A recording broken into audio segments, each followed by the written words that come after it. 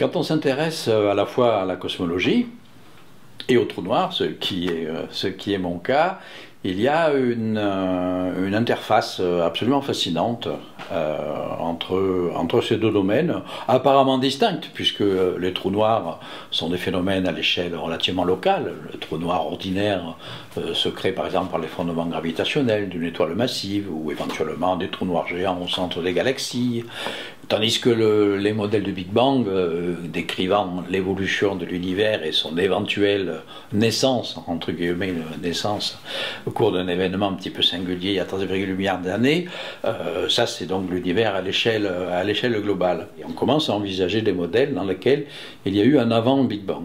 Bien. Alors, avant le Big Bang, on peut imaginer, et pas seulement imaginer, calculer dans certains scénarios des solutions de certaines équations dans lesquelles on a par exemple eu un univers d'avant le Big Bang qui était par exemple en contraction généralisée. Et au lieu que cet univers se termine dans une singularité de type Big Crunch, en fait cet univers aurait formé un trou noir.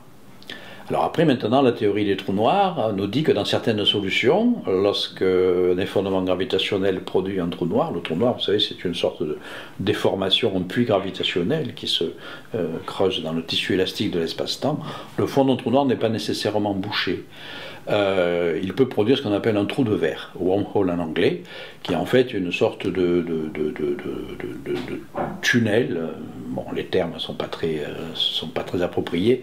Enfin bon, une structure topologique un peu particulière de l'espace-temps, qui fait que le fond d'un trou noir n'est pas nécessairement bouché et pourrait connecter donc l'entrée d'un trou noir à une sortie, qu'on appelle un trou blanc ou une fontaine blanche.